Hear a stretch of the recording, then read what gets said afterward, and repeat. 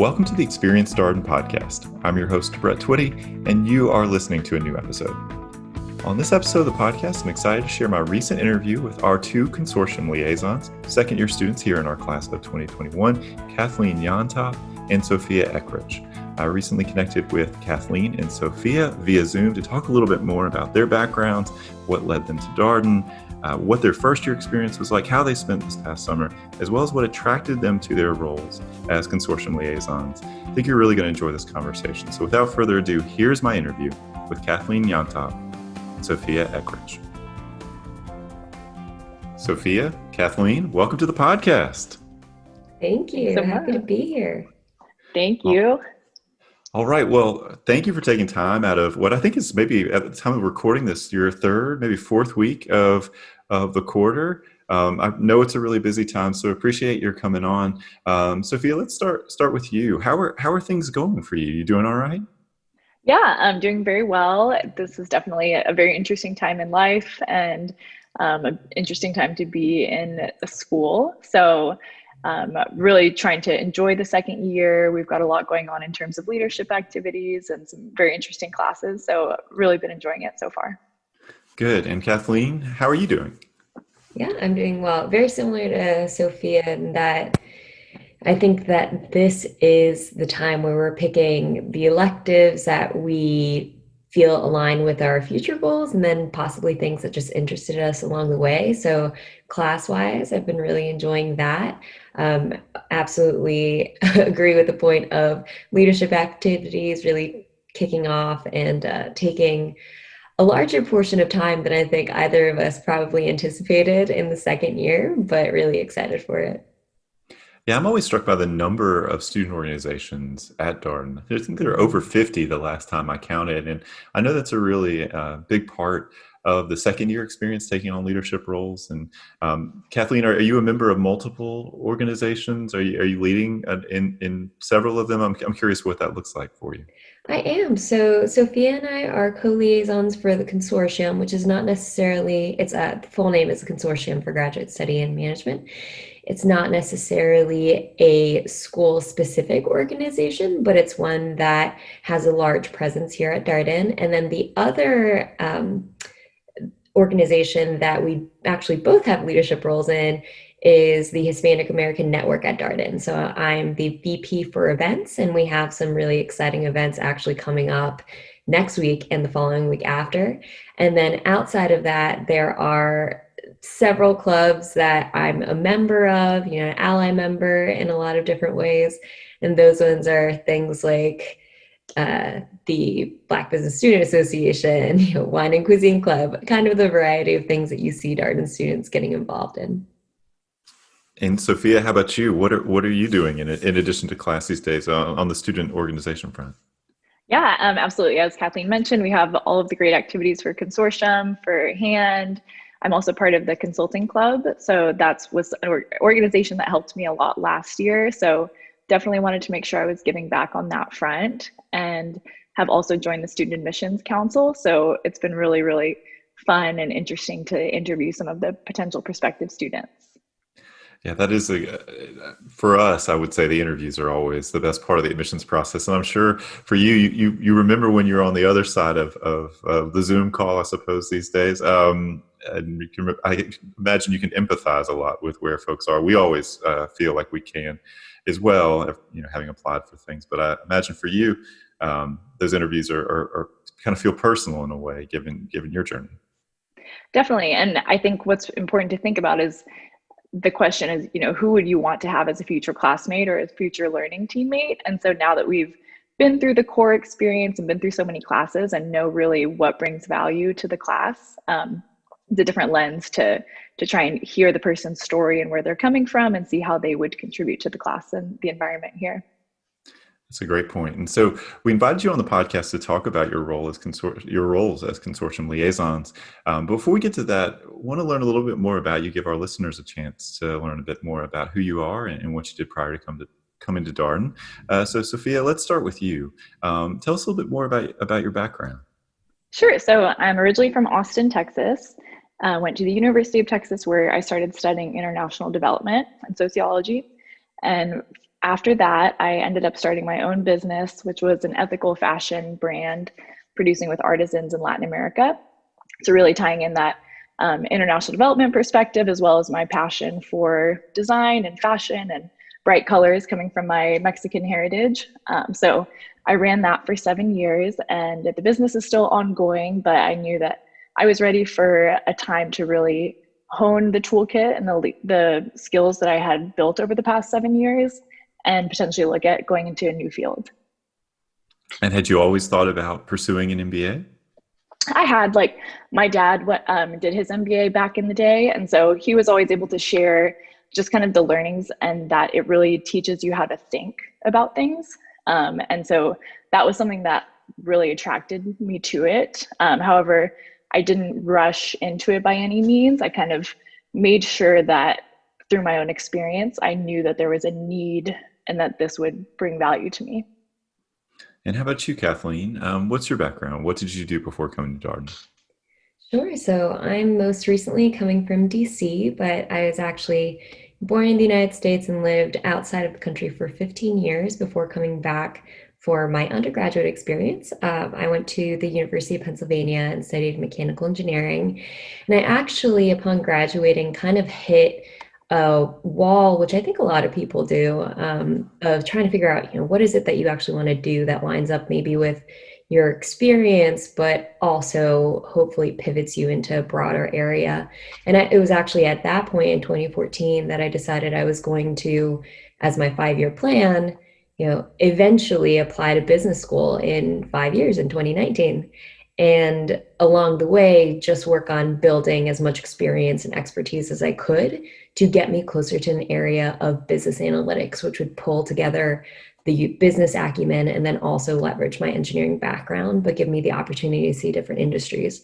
So I ended up right before Darden taking a very circuitous route to Deloitte's advisory consulting practice and worked in litigation support. And so was really heavily focused on project management for attorneys and had the opportunity to start leading some of those kind of more typical consulting studies that you would think of, going into an organization and saying, like, how can we help you get from point A to point B? And that's the thing that truly resonated with me coming into Darden and building on that general management hat that we do so well here through the case method. I also am proudly of Chinese Peruvian heritage. So I wanted to throw that in there because I think such a big part of my journey has been to work with people on multiple teams and just cross-cultural backgrounds. That's something that I definitely hope to do as a leader in the different organizations I'm going to enter afterwards. So would you say an MBA was part of your plan? It was definitely something that you knew you wanted to do? Initially, it was something that I tried to make sure that I wanted to actually do in terms of it would bring me an actual value. So I knew that for my personal journey in graduating from undergrad and not really knowing what to do, that was not the right time for me to enter into an MBA. I had to know that I had enough business understanding of how businesses worked and that the MBA would be able to catapult me to a different area and provide a really significant pivot from where I was previously to where I was going. So when I did actually apply in 2019, that was the right time for me to apply. All right. And so, Sofia, how did Darden get on your radar? You had mentioned being from Texas, obviously having gone to school out there. What about Darden resonated with you? And how'd you learn about the school? Yeah, so actually I was, starting to do the whole research journey of MBAs, which, as we all know, can be quite overwhelming as there are so many different programs and it's a little bit difficult to start to get a sense of the culture of the different schools.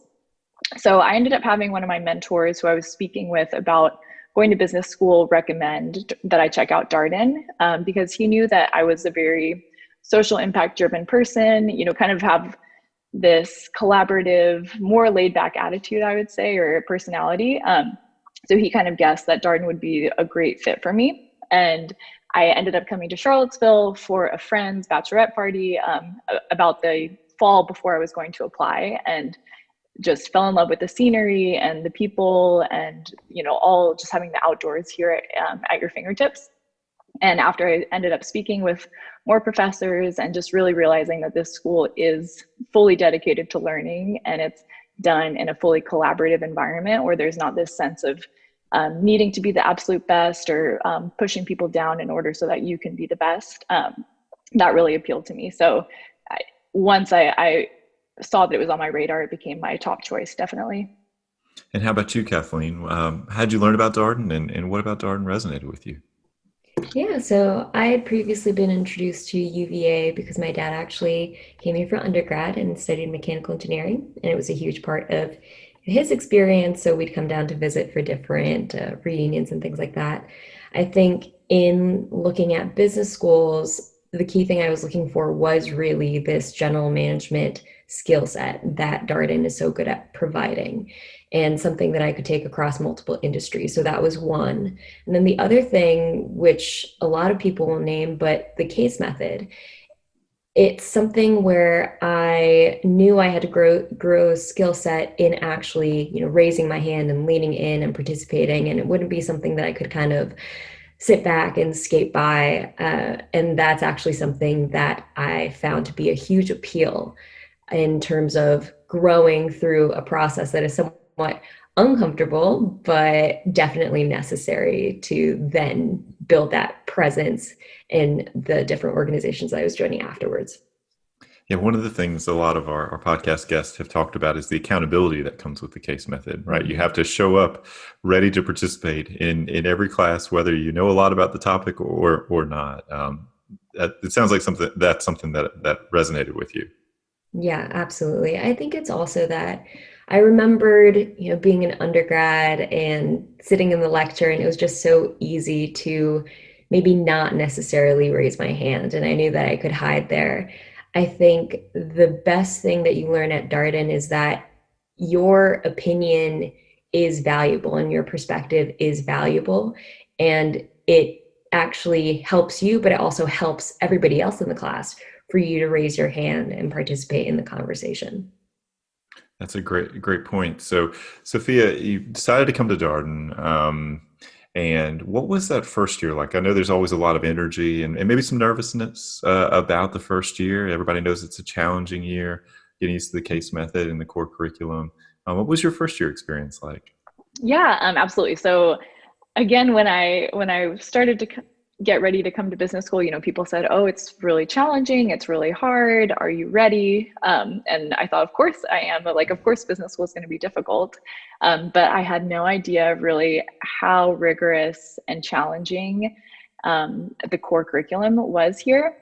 So it was a nice, pleasant surprise for me, I would say. But I was fully ready to dive in and really experience all of it. So it ended up being a time just of incredible growth for myself and for, I believe, most of my classmates too, where you're really, I think, being pushed to the very edge of your capabilities and learning new subject material every day very quickly, working with your team to make sure you have a handle on everything, at the same time adding in all of those other elements like recruiting, building friendships, trying to be a leader at the school. So there's a lot going on. And for me, it really taught me about prioritization and, again, being clear on what was important to me at that time and figuring out how to check myself when I saw that I was potentially straying from a priority or shifting the priorities at the right time. Was there a learning curve for you with any of that? Imagine those are some skills that you already had, but maybe stressed a bit more in this environment. Yeah, absolutely. So I think that, of course, there was some technical material that was a learning curve. So that's one part of the challenge. But thankfully, we have such a great support system with the learning team. And then within the consortium, we were always also helping each other out to make sure that we understood those technical aspects. But I think that, the bigger learning experience was for me, I'm always love to say yes to things and love to be part of everything and really want to try and do it all. And having to realize that there is absolutely no way you can do everything well during that time period just because of the pure time constraints. And so really having to grow personally to figure out what I needed to focus on and learning how to let some other things go. Yeah, I hear that that point about prioritization from quite a few people who come on the podcast and say, it can't all be important all the time. You have to figure out what's the most important thing at this particular time. Kathleen, how about for you? What was the first year like for you? Yeah, the first year was very exciting. I think I came in, similarly kind of knowing what the curriculum was going to be and wondering when I would get to that point of realization of like, oh, I've actually, come to know finance or accounting or marketing or any of these different things. And I think it is hard sometimes to be in the core curriculum and not have any moments where you can kind of like pop your head up and be like, okay, have I learned, have I not learned? But the thing that sort of snuck up upon me is that in the interactions that we have with each other, with companies, even talking to my family as I progressed through the quarters, I ended up realizing how much I actually had learned because of how knowledgeably I could speak on certain topics that I hadn't known before.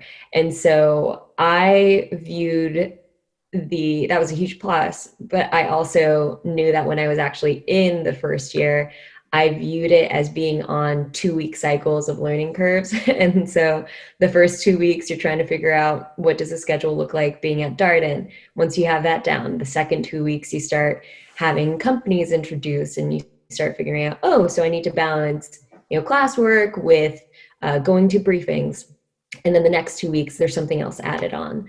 So it's constantly, to what Sophie was saying, this kind of balancing act to say, what am I going to focus on this week? How do I end up figuring out how this is going to work for my schedule? And then very importantly, how do I build aspects of resiliency and find those areas of support that will keep me going through these times where you just have so many opportunities and your brain is just absorbing all of this information, but you need to make sure to take care of yourself to actually be able to still continue performing at the same level academically, socially, professionally. So first year was a very exciting moment of growth, and I'm pretty sure like that's something that I will not forget whenever I go to wherever I'm going next. Yeah, I was going to ask you, were there any tactics or strategies that you found particularly helpful in terms of either building resiliency or, helping you maintain some kind of balance as you went through this, busy, intense time? Mm-hmm. Yeah, there was one time I remember with my learning team, and it was kind of at the peak where everybody was a little overwhelmed with our courses and the recruiting activities were going on. And then also trying to make sure that you work in maybe exercise or, obviously meals, times to actually do all these different things that you take care of yourself. And we kind of all came to an agreement this one night where we were supposed to be meeting to talk about our cases. And we just kind of took a moment and said, you know what, we all have been going so hard this entire time that let's just take the next few hours to just chat with each other. And we spent the next 3 hours just engaging as people and talking about the different things that we found exciting and talking about the different things that we were stressed about that particular week, but just giving yourselves those moments to take a break, because just because you keep on going doesn't mean that you're actually going to keep on doing it well. You need to have those moments to check yourself and breathe and maybe take a nap and then jump back into it to continue doing what it is that you're doing. No, that's right. And that wellness piece can be kind of slippery for people, particularly when you feel like, oh man, everything's really important from school and job and all being involved and all of these things. So, Sofia, how about your summer? I know this was a different summer with COVID-19 than what you likely imagined when you were starting off on your first year journey. But what did you do this summer? Yeah, absolutely. So this past summer, I was working in strategy consulting at Accenture. And so I did my internship virtually, which enabled us to have a completely different project experience than I would have had I been based in New York as originally planned. So this opened up an opportunity for me to work on an international project with an international team and work in an area that was very closely aligned to my background and really to my passion. So I felt very fortunate for that. And one of the things that was interesting about my summer was, since it was international, one of my manager was actually based in India. And I was so grateful that I had made so many close friends in the past year at Darden who were from India. We had studied so many things about, the Indian economy in our economics class and different forms of leadership and management styles, where I could see all of that learning coming into play to make my relationship with my manager be really smooth and work really well together. Whereas perhaps before, I wouldn't have dealt with it as smoothly to have different cultural differences and time zone differences, et cetera. So that was a great piece to see of the learning. And then I was also able to notice, the consulting industry, they always talk about how fast paced it is and how, strenuous and all of those good things. And I could sense that I had grown so much during the core part of Darden and during the first year, that coming back to that prioritization and kind of that stamina that we build up really helped me this summer as well. It's a good point that you make there at the end. It's definitely something I've heard from other students, that after you've gone through the core and you've had that sort of rigor of the experience, you feel prepared for what you're asked to do in the summer, even if it's a really kind of difficult assignment or you have a lot of things on your plate. You're used to having a lot on your plate, just given the nature of the experience. It sounds like that resonates with you. Yeah, absolutely. And, they, at the beginning of the year, I would remember they would always say, trust the process for Darden, trust why this is all put together the way that it is. And exactly right. This summer, I could really sense how all of that culminated into helping me be successful this summer and be able to learn even more and have some concrete tools. And kind of like Kathleen was mentioning, you realize how much you really have learned in a year and how much can change just in 1 year. And Kathleen, how about you? What were you doing this summer? Yeah, I was with EY Parthenon's growth strategy practice. So initially aligned or continuously aligned to Chicago, but stayed here in Charlottesville, as many of our classmates did as well. I worked in an area that was looking at a competency that I want to actually build. And I felt like it was a great application of what I've learned in the first year of core, actually. So within due diligences and looking at, should a company acquire another company or not? Kind of the question that leads off many of our cases in the classroom, which is, what's the managerial decision here and how do we actually make this move? So I felt that the education that I had over the past year immediately applied, and then it was a lot of the kind of problem solving that I've loved to do in the past and want to continue doing in the future. And I imagine it was kind of nice having many of your classmates in Charlottesville. It's probably an unexpected benefit of the summer, I imagine. Yeah, it was actually a surprising silver lining. I think a lot of us were really excited to go to the different locations. I've never been to Chicago in the summer, and I hear that is the most beautiful time of the year. I think what ended up happening, though, is that if in a normal year you head off to your different internships and you maybe don't check in with each other in the summer, and then you come back and you're ready to hit second year, I think what actually ended up happening is that we had more of those opportunities to check in and say, hey, how's your internship going? Like, oh, well, you had this big meeting today, you had your presentation. And when people actually did have those sort of interim presentations and final presentations, everybody knew. And there were probably more opportunities to send each other support throughout the summer because we were all here and all sharing in this Charlottesville experience. That's a really, really interesting point. And it's nice to hear. I'm not surprised that happened, but it's nice to hear that can kind of support continue through the summer. And whoever told you about Chicago in the summer is 100% right. It is beautiful there. February may be a little bit different, but definitely June, July, August, nice time to be there. So hopefully you get to experience that. So as mentioned at the top of this podcast interview, invited you both on here to talk about your role as consortium liaisons. Kathleen, you were talking a little bit earlier about what the consortium is. But for our listeners who may just be learning about this organization or just kind of starting their MBA journey, can you share a bit more about the consortium and what the consortium does for prospective students and current Absolutely, would students? love to. So the consortium, and the full name is the Consortium for Graduate Study in Management, was initially established in 1966, and it was to give, at that time, their mission was to give African American men the business skills needed to be able to enter into corporations across the United States. The mission as it stands now, and the one that we inherit as one of the consortium schools, is to reduce the underrepresentation of Black American, Hispanic, Latinx American, and Native Americans in business education and business leadership. So, said in the opposite way, it's just increasing the number of people that you do see amongst these underrepresented minorities within these business schools that we are a part of and across the landscape in US, corporate landscape. So it's a group in which you have to apply. There are 20 member schools across top tier schools, one of them obviously being Darden.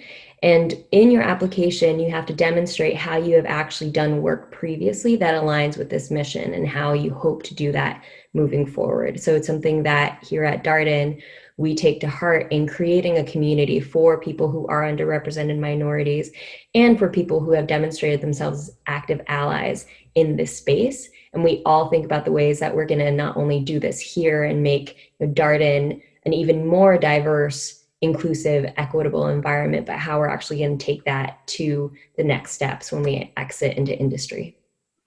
And for the class of 2022, the class that just started here, a record-breaking class in terms of consortium members, which is super exciting. Sophia, there's some benefits to being an applicant through the consortium process, looking at business school. Can you share a little bit more about that?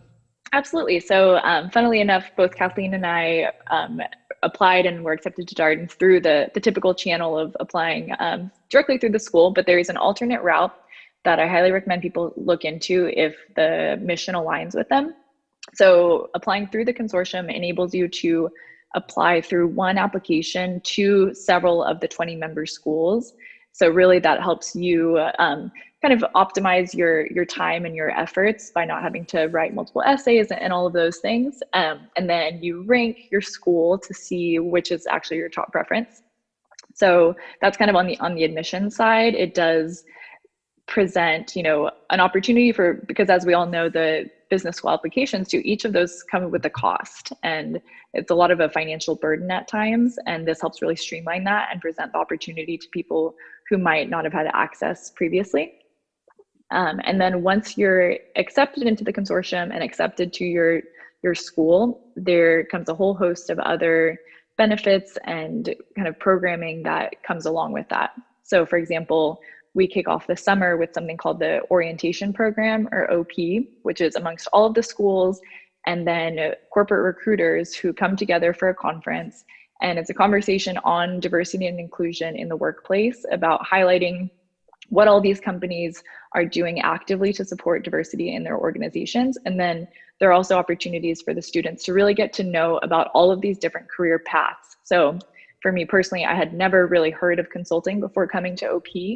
But while I was at the conference, I was able to start to meet people from different firms and get a sense of what that career path might look like, and find something that I could then walk onto grounds in August, having a little bit better idea of what I was aiming for, at least for my summer internship. So that's kind of on the academic side and on the admission side. And then once you're accepted to Consortium 2, it really just becomes this community and this family where not only you have your class, you have the class above you, and then you have this whole legacy of alumni who truly treat each other as family and are dedicated to giving back to the next generation and to supporting each other as a community.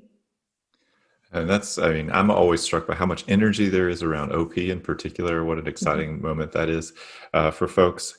And, you had mentioned that you and Kathleen came through this process, sort of didn't apply to Darden through the consortium, but it applied directly to Darden. But there is a school nomination process for folks. If you're interested in potentially being part of the consortium after you've applied to Darden and you think you might align with the mission, there's also that channel too. It sounds like both of you took advantage of that, which is great. And so, Kathleen, what attracted you to being a consortium liaison? What does that look like in terms of a role? Yeah, so the biggest part, I think, was that consortium, as Sophie mentioned, is very much a family, and we refer to each other as family. And in my first year, it was such an integral component of the entire experience. We spend a lot of time together, whether that's going over problems together within class or having those discussions, doing review sessions together, just kind of helping each other out. And I knew that it was something that I wanted to continue feeding back into and continue creating the same environment that could then be transitioned on to the incoming class. So when I looked across the different sort of leadership opportunities that existed at Darden, there are so many organizations that you can actually take the leadership position in. I had to kind of have that conversation with myself on which are the ones that I feel I would absolutely put the most energy into and want to create the biggest impact within. And consortium was the one that popped up to my mind first and foremost. So it's something that requires a decent amount of work. We start in our role as liaison, we start meeting with our advisors who are part of the Career Center, part of admissions, the Office of Diversity, Equity, and Inclusion, Office of Student Affairs, back in February or March in the end of your first year. And it continues pretty consistently throughout the summer, where we as liaisons help craft content for weekly meetings with the incoming class. And it's just to make sure that we are helping them prepare. We are helping present these opportunities that are, early access opportunities to help shift this balance and help push the needle on the different statistics that you see across the business landscape of underrepresented minorities within that space.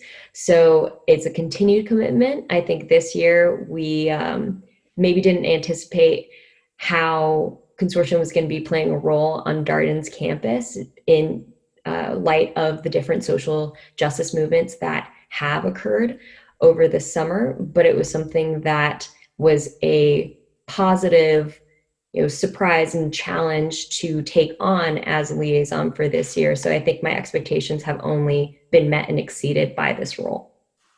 And how about you, Sophia? What attracted you to the role of consortium liaison? Yeah, absolutely. I mean, I echo so much of what Kathleen said. I knew that my experience as a first year would have been drastically different had I not been part of the consortium community. So it was something that's very near and dear to me.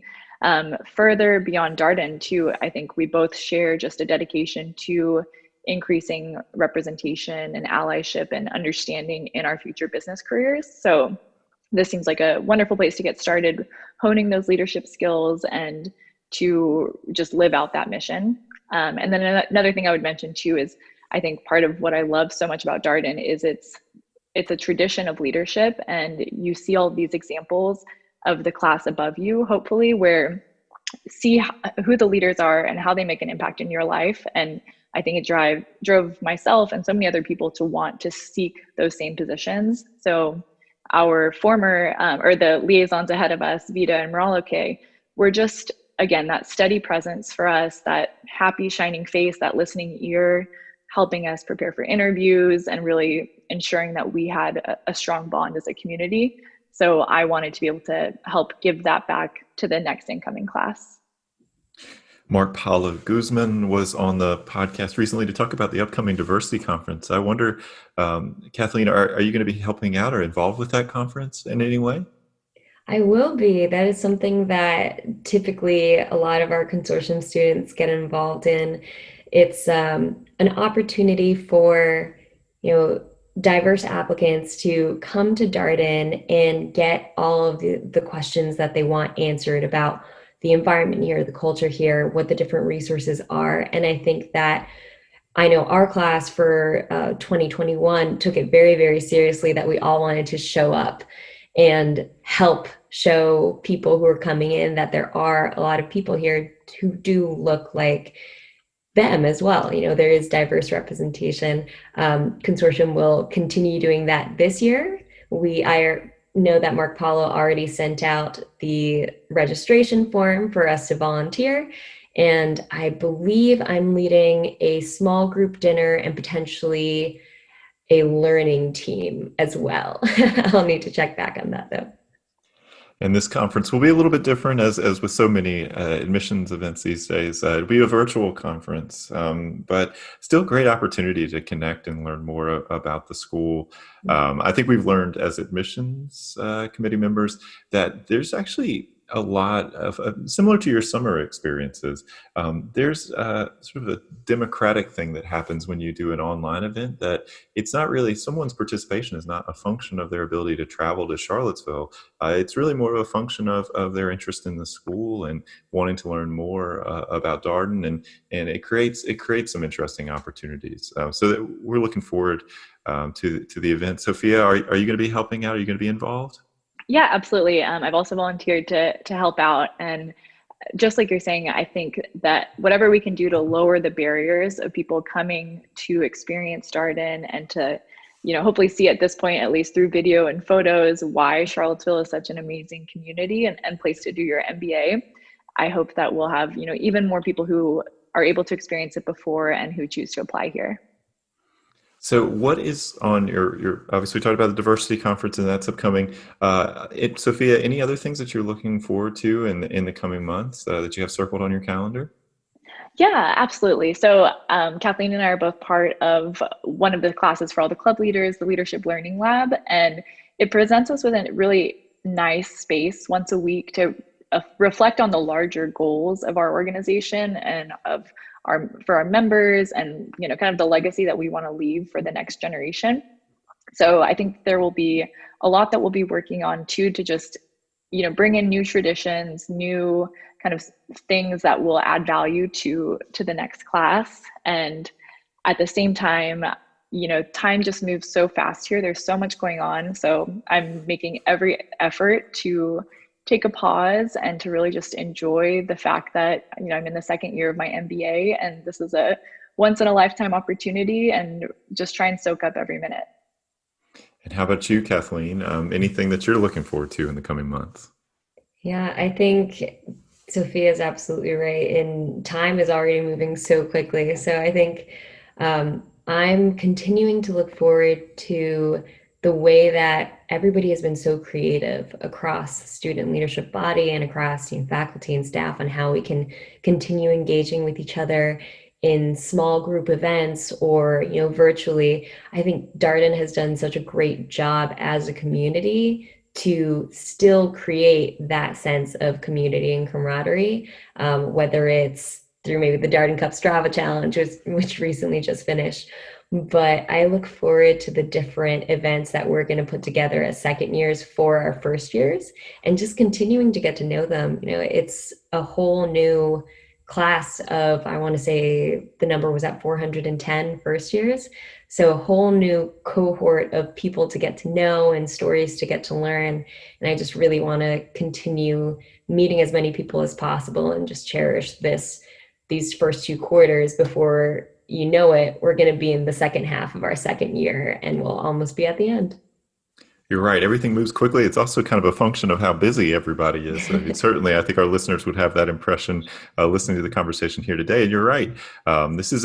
We talked with Tom Steenberg about this in a recent episode, but there's a group of students who started in August, and we also have a group of students joining in January. So in the first year class, the class of 2022. So lots of excitement over the next few months. I know we're looking forward to that January group as well on the admissions committee, and excited to have them get started too. So lots to look forward to. We always kind of end with the same last question here. So Kathleen, any final words of advice, anything that you would share with our prospective student listeners tuning into the podcast? Yeah, I think in looking at your application process and your application journey, really keep thinking about the priorities, or I guess the goals that you want to achieve in coming to Darden. What's your story? Think about how that story plugs into what we do here, and think about the ways that Darden is such a community. You end up building strong relationships that will last forever. And how will all of these different relationships and this really like network of family members end up feeding into your own story? So keeping that sort of line of sight as you think about your admissions and you think about how you're going to craft that and incorporate it into your essays and your actual interviews is something that I would keep your eye on. That's a great point. We always encourage candidates to think about the narrative, not just the what of your background and what you'd like to do, but also the why. That sort of reflection is really, really important. Sofia, how about you? Any words of advice that you would offer? Yeah, absolutely. My advice would be to just really bring your full authentic self to the application process and every part of it. So I would strongly encourage people to really let yourself shine through and don't feel like you need to fit a certain box or that the school looks for a particular type of person or that you need to hide anything about you in order to fit into what you think that they want, because part of what makes Darden so amazing and our classroom so amazing is that each person is so different and so unique and is willing to be vulnerable in so many ways. And I think that the more you can help the admissions team and help the school really get to know who you are and what drives you, the better things will turn out for you. And then, when you've been accepted, that you've been accepted for who you actually are, and you don't have to pretend to be anything else. Also, great advice. That authenticity point is super important. Oftentimes, when we'll get questions from prospective students where it feels like they're trying to get a sense of what we're looking for with respect to a particular short answer question or in the application generally, and our goal is to get to know the real person, right? So focus again to Kathleen's point into what you shared on the story that you're telling and presenting this, really the information that you think is important for us to know about you as we get to know you and who you authentically are. So Sofia, Kathleen, great spending this time with you today. Thank you for everything you're doing from a leadership role here at the Darden School. And thank you, as always, for taking time out for the podcast out of what sounds like two very, very busy schedules. So thank you so much. Thank you so much, Brett. Really enjoyed it. Yes, absolutely. Thanks so much. And that was my interview with Kathleen Llontop and Sofia Eckrich, two second-year students in our full-time MBA class of 2021. As always, if you have any comments, suggestions, requests, anything you'd like for us to cover here on the podcast, we're all ears. We can be reached at Darden, that's DARDEN, @virginia.edu. And until next time, stay safe, be well, and thanks for listening.